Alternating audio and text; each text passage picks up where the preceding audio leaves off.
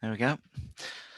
Okay, I want to welcome Maxwell Petitjean, who's I don't know what he's doing at the moment, but like he's certainly going to help. I guess none of us are coaching at the moment, but he's going to just talk to us a little bit about man coverage, and I got a couple other questions later on. So, Matt, do you want to just give us sort of the techniques you teach for man coverage? Yeah, right. Yeah, let's get into it then. So I just currently like when I was coaching at Samwell, I'm actually not there now, but for the past couple of years I've been teaching just separating in between two types of man coverage, just press and off man, I call it. They are different. They are different worlds, and I start off with press because it's pretty easy. It's not easy, but it's easier in the sense that I think the coaching points are easier. I think in general the worse athletes are more comfortable with it because there's less focus on the footwork at press at the basic level. At the high end, it's probably more focus on footwork, but less focus on footwork, more on just staying with the guy's hips. Just stay with him as close as you can. Run with that guy can be like a day one, like session one. You can say go stand next to him and run wherever he runs, kind of thing. So we start with press, even though we don't really teach the press technique from session one. And then I have an off-man technique which I use as well. Some of the more advanced players I play with, I'll maybe tweak things and let them do things a bit differently.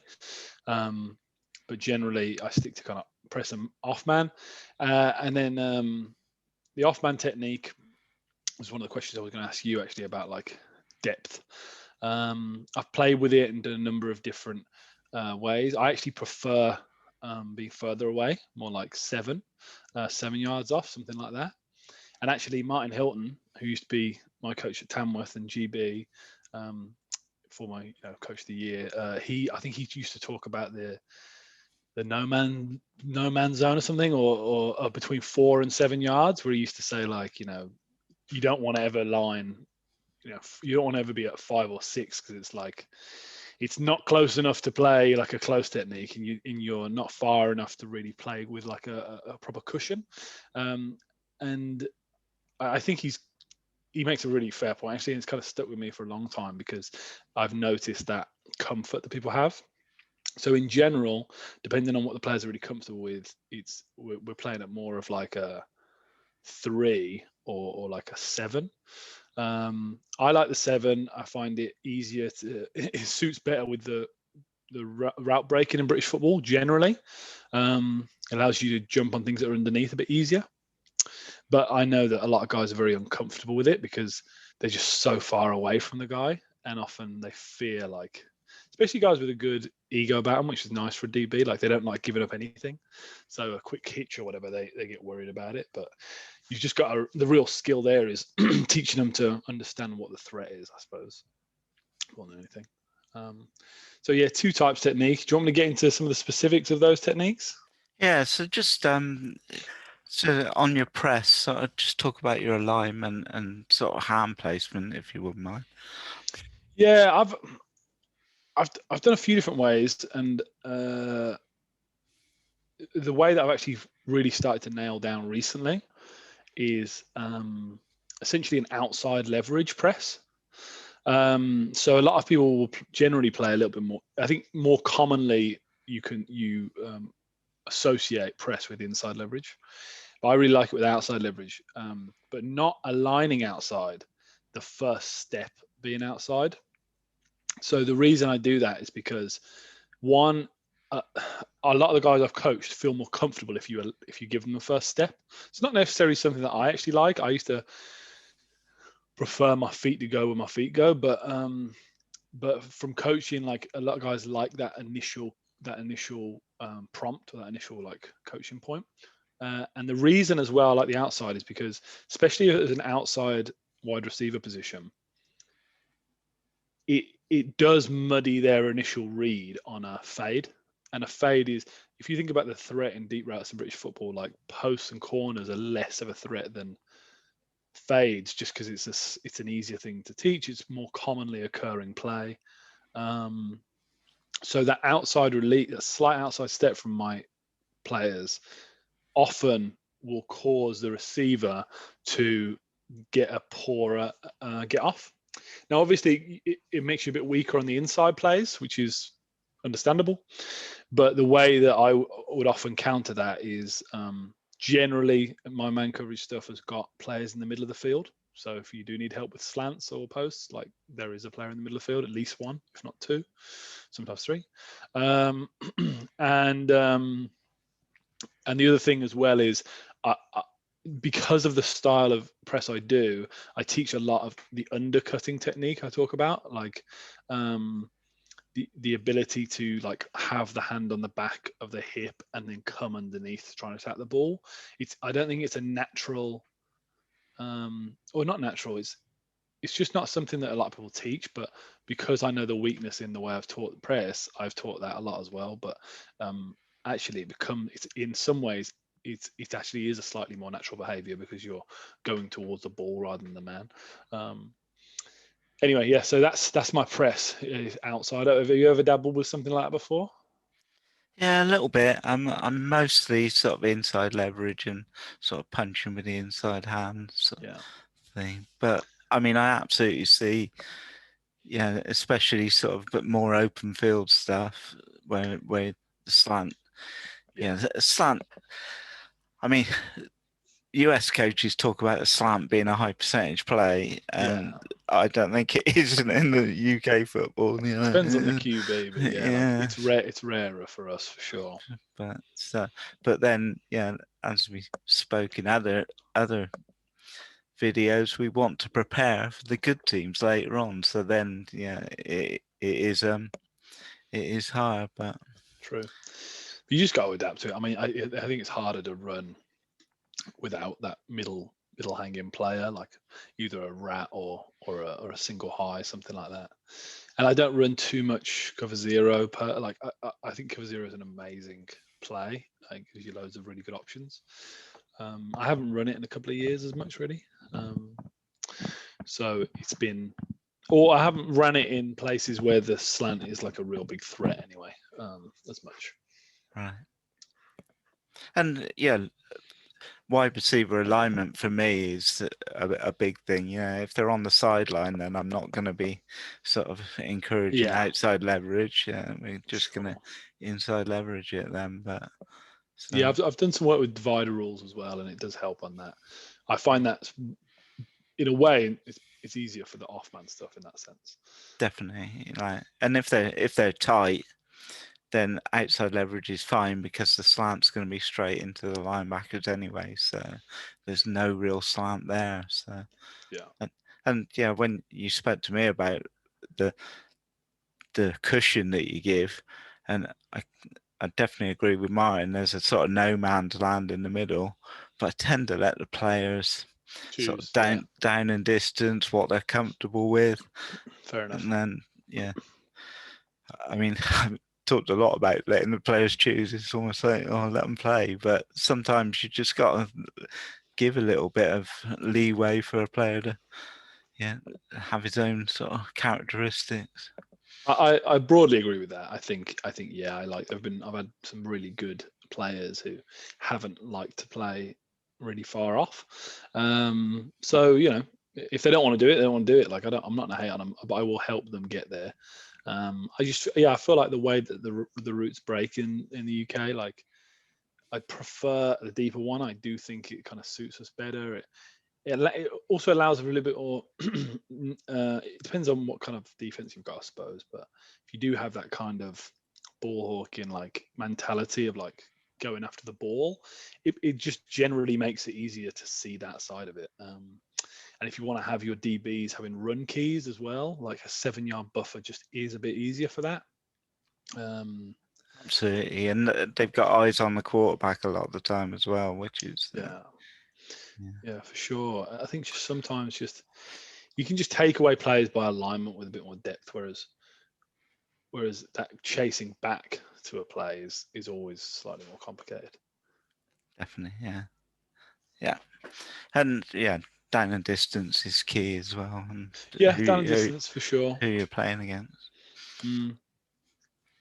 Okay, and do you encourage your players to disguise the coverages, or maybe line up inside and flip to the outside? Or?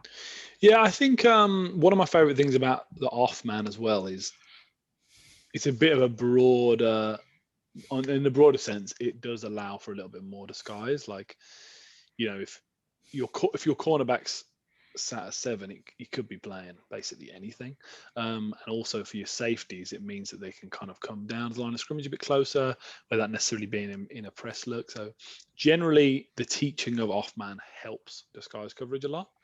I do a lot of the classic 2-to-1 high stuff, like look like you're in 2 and then come down to 1. So generally, it means that it makes it a little bit easier to do the off-man stuff. Interestingly, I've played a little bit with some kind of dynamic man last year because I had some players who were very confident in their role. So they post snap would come close to the line of scrimmage, get their read, and then play. It wasn't man as much as it was pattern match from there, to be honest. But still, the premise was they were reading a man to a degree. So yeah, it all depends on the comfort of the player there. But if you build in the disguises really early doors, like in your scheme, it just makes it easier going forward. Like I don't necessarily from an individual player perspective, I'll let them do things more. But if you want to get your more junior guys to understand the premise of disguising it, we actually put it in really, really early in the kind of defensive classroom sessions and stuff. Oh. And so once the receiver's in the route, do you teach in phase and out phase? Yeah, I do actually. I teach in phase and out phase. It's one of those things that I remember from probably my first year playing, like a long, long time ago. It's really been kind of ingrained in the way I see it, because I do think it's kind of hard to teach better than that. Like when you get to the next level, like you do have receivers who play you in that way. Like I could definitely put up a couple of examples of like a Jack Daly, like almost forcing the defender to think he's in phase and then deliberately almost especially I've seen him run corner routes before where he almost slows down his route, makes the defender feel like they've got in phase and then comes out of it. But in general, I think it's a really, really safe way of teaching.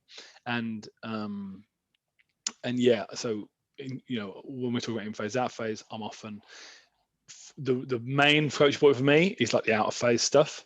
The in phase stuff, we'll get loads and loads of reps in our everyday drills. So in our everyday drills, we'll do loads of pretty much all of my everyday drills finish with like a defensive action, like a tackle, like a light tackle or a bat down or a catch. And we just really, really do a lot of getting to the hip stuff, just watching the man, just getting to the hip and knocking down the hands.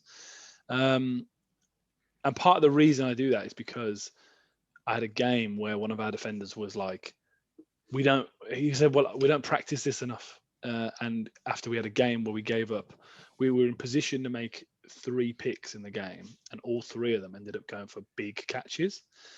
And he was like, we just don't practice it enough. And then ever since that point, I just completely changed my everyday drills. So now there's loads and loads of the in-phase stuff. So I don't really teach it outside of the in-phase stuff because we get so many reps of it there. But then the out of phase is the one, the out of phase is the one where I'll do specific coaching around it, getting to the hip, not looking back for the ball. Those are your main 2 areas.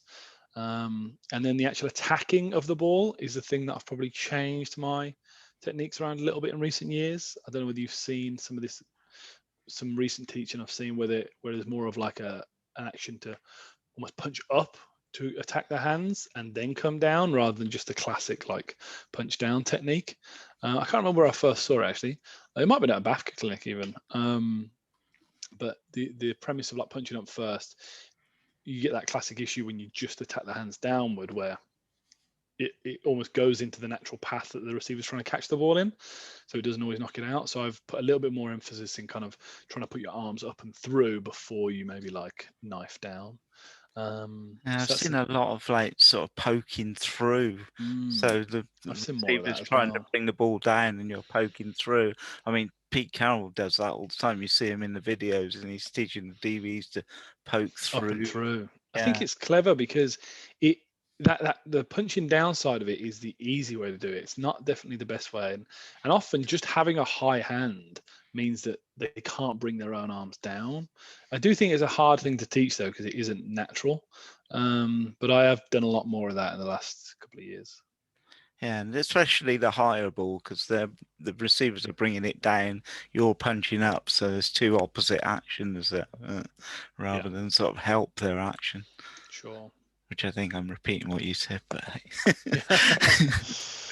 but, yeah. So just for sort of newer viewers, just go through sort of what you would class as in phase and out of phase, please.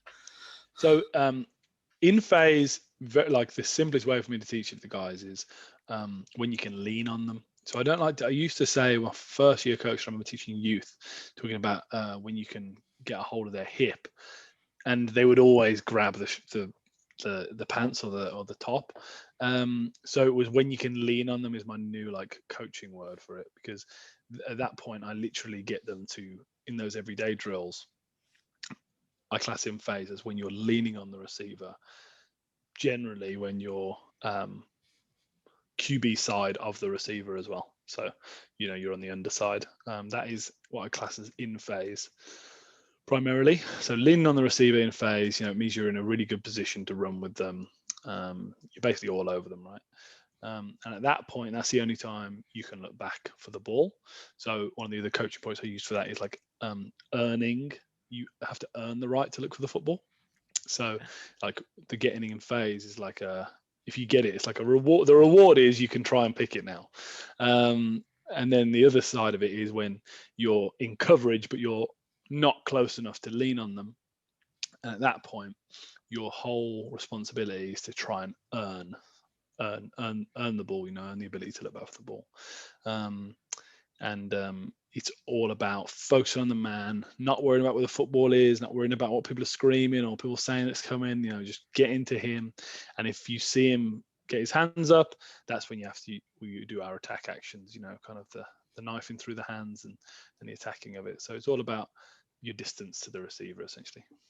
Perfect. Thank you very much. I do like that earning the right to attack Yeah. the ball. It gives them good motivation. And then let's talk. So we're sort of deep ball. Sort of covering the receiver. You sort of leveraging them to the sideline. Yeah. So when you're in phase, part of the technique, because you've earned your right at that point to turn around, part of the technique we teach is to lean and also use your elbow in that lean as well. So it's not just it's more of an elbow lean really. So because the shoulder lean will probably put you off balance, but you're trying to get your hip to their hip and your elbow into their chest is usually the kind of coaching points there. So if you're in a position where you're in phase, you can really get that lean going, force them as wide as possible away from their normal route, and actually gives you a bit more room to turn around usually as well anyway. So I've seen the coaching of putting the arm right across their body, almost like some people have even said like try and grab their opposite hip. And actually I like the coaching point because it's from a body position, that is almost like the perfect position to be in a way.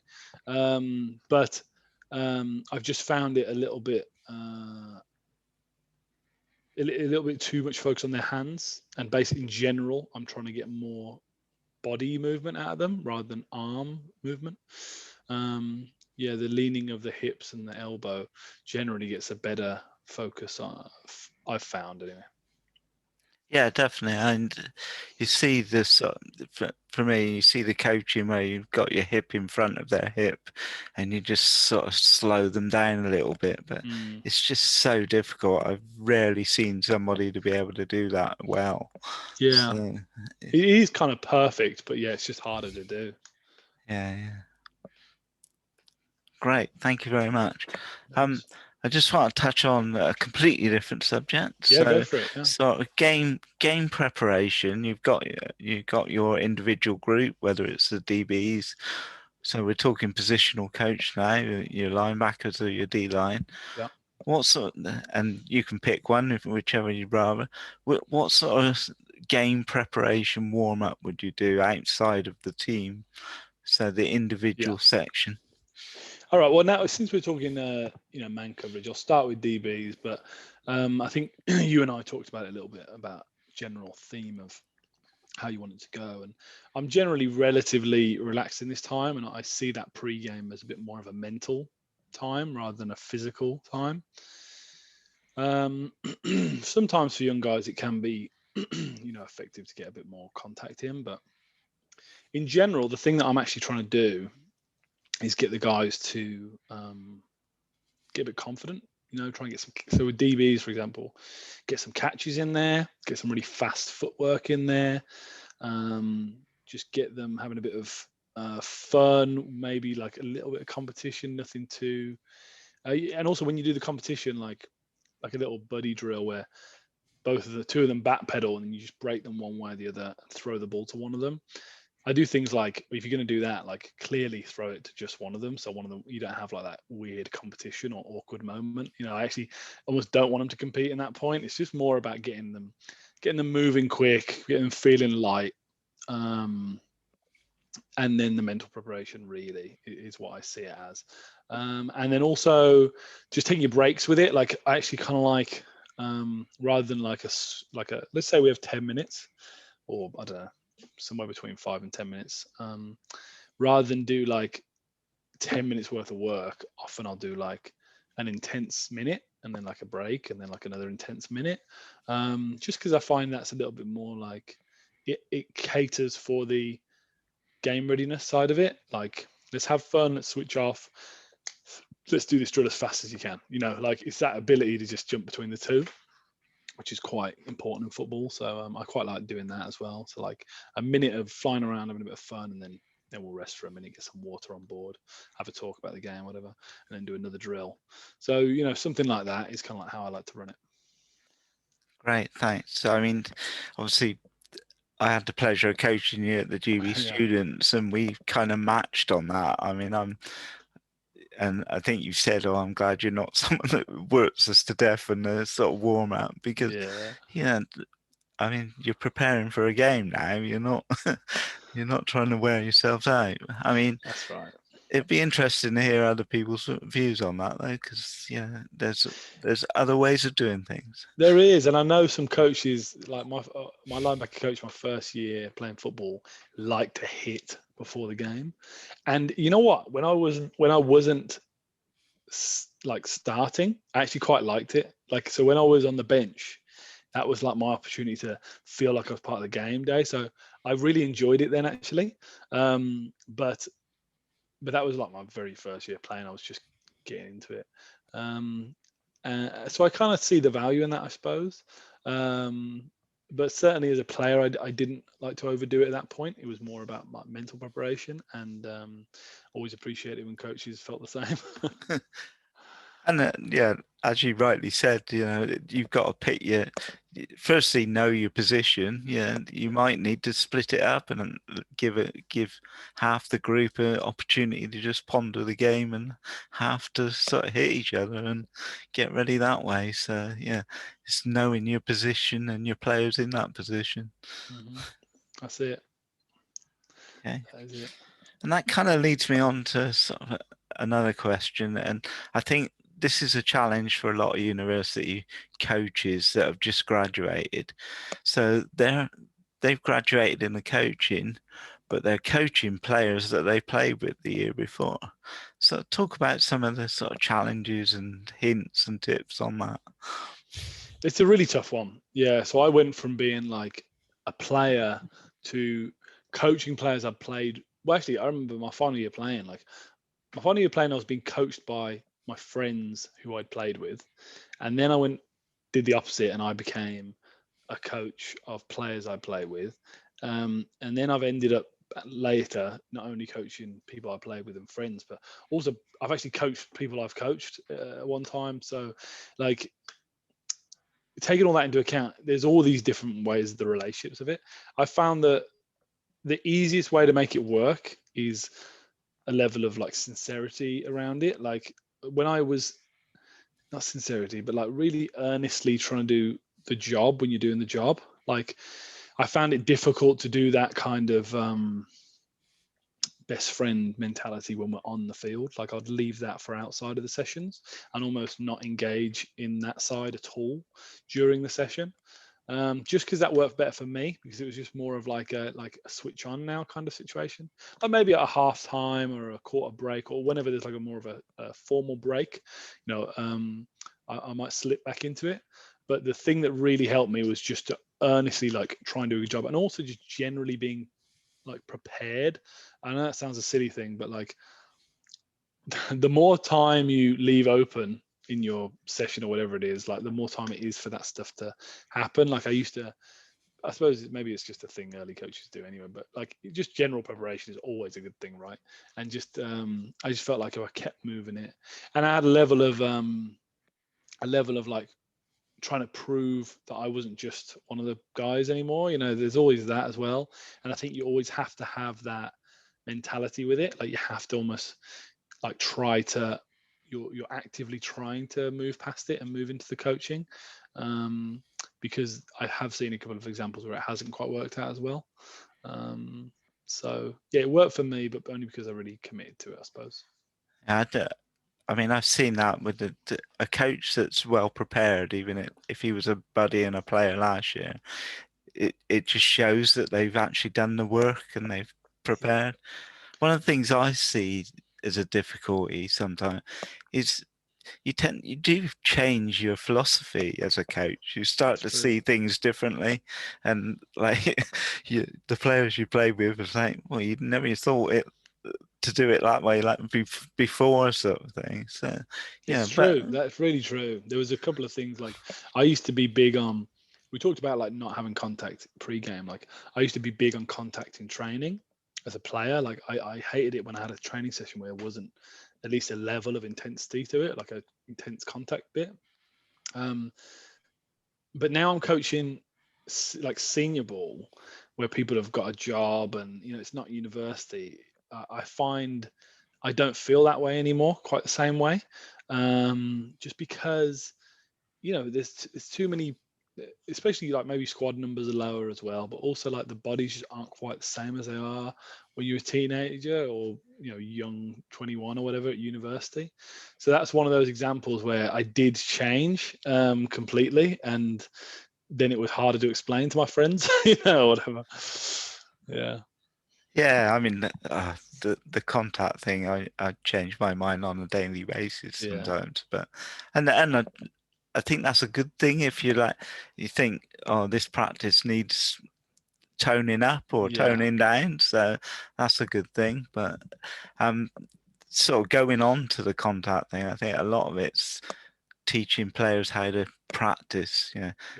have good contact, solid contact. But the injuries come from when there's sort of arms and legs hanging everywhere, isn't there? Really, so It's true. It's true. just teach them not to be jumping on Yeah. piles of And there's bodies. a level of like I used to people complain about like that middle ground of contact, like the thud, right? Yeah, That's where the most complaints come from, because it's like there is a little gray area, but and I've had difficulties with it, and I know that I would feel like it's one of the things I really want to work on next time I'm in a proper coaching position. But